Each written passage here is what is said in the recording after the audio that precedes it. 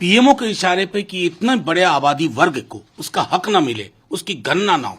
अब देखिए, पहली एफिडेविट कल सुबह जाती है, वो कहती है 5वें नंबर में, it is submitted that no other body under the constitution or otherwise is entitled to conduct the exercise of either census or any action akin to census. हम तो सेंसस कभी कहते नहीं, ये सर्वे हो रहा है, आप सर्वे भी नहीं करने देंगे। आप राज्यों को खत्म करना चाहते हैं, क्या डर है इस आबादी का आ जाएगा। और फिर जब थोड़ा हंगामा हुआ, उसी दिन दूसरी एफिडेविट दी जा रही है जिसमें यह कहा जा रहा है कि पॉइंट नंबर 5 जो पहले एफिडेविट में था वो इनएडवर्टेंटली क्रीप इन कर गया। ये सरकार है, जोकर बना के रखा है पूरा का पूरा, ऐसे सरकारें चला करती है।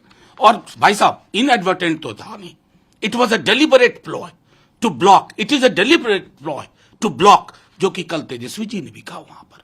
ये मैं बार बार दोहरा रहा हूं, केंद्र की सरकार आग से खेल रही है। ये पॉलिटिकल मसला नहीं है, आबादी के हकूक का मसला है, उनकी गणना का मसला है। अगर वो आपकी आंखों में चुभ रहा है, आंखों का इलाज कराइए, इसे मत रोकिए। तो जो स्टैंड है आपका, तो देखिए, आरएसएस तो सरकार की मंत्रण मनसा वाचा कर्मणा निर्धारित करती है। आरएसएस का लिटरेचर आप पढ़ लीजिए। खैर, मैं उसमें जाना नहीं चाहता हूं क्योंकि अपने को सांस्कृतिक संगठन कहते हैं। लेकिन बीजेपी क्या कर रही है? ये केंद्र की सरकार है, मैंने ऐसा कभी नहीं देखा। सुबह से दोपहर में 2 एफिडेविट जाते हैं और कहा जाता है इनएडवर्टेंट, एमएचए की ओर से ये एफिडेविट है, और कहते inadvertent. Do you even understand what it means? It is deliberate. Tushar Mehta को आपने खड़ा किया, अपनी मर्जी से सो के उठे और चले गए। सॉलिसिटर जनरल, पूरा देश देख रहा है, समझ रहा है। मैं आपको चेता रहा हूं, चेतिए, आपका भी भला होगा। सर, तेजस्वी यादव का जिक्र आया है तो एक उनका और बयान किया है गुजरात कोर्ट की तरफ से, क्या कहना है? नहीं, उनका बयान तो मैंने सुना था ना, मैं तो मौजूद था। उस बयान में क्या निकाल रहे हो आप? ये वही मॉडस ऑपरेंडाई है जो आपने राहुल जी के साथ इस्तेमाल किया। अब ईडी, आईटी, सीबीआई से मन नहीं भर रहा है, मुकदमा कहां करवा रहे हो?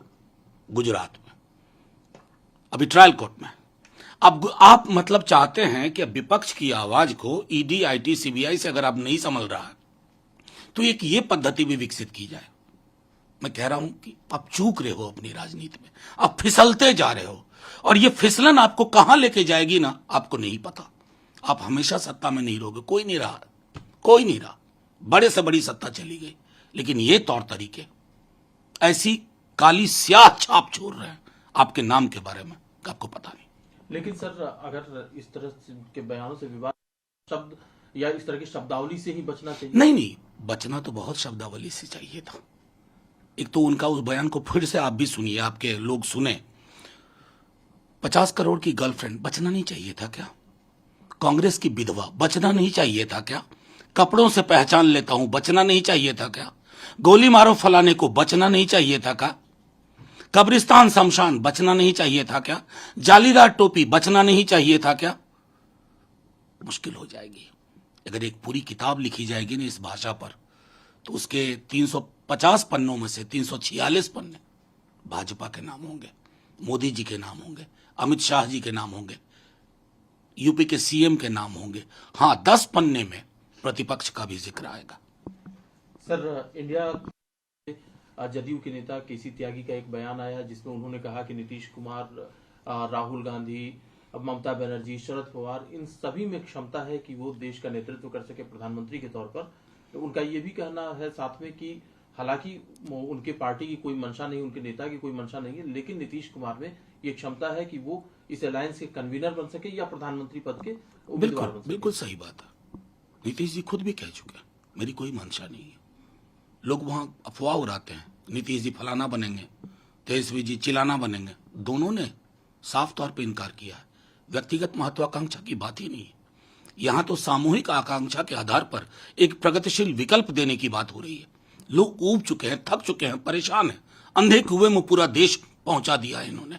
वो विकल्प चाहिए। और हां, मैं तो बार बार कहता हूं आपके माध्यम से, कौन सी परिस्थिति अच्छी है? एक व्यक्ति जिसके सामने कोई जुबान ना खोले, या व्यक्तियों का समूह जिस सब में क्षमता है और उसमें से कोई भी फर्स्ट अमंग इक्वल्स हो सकता है? लोकतंत्र में दूसरा पहलू ज्यादा खूबसूरत है।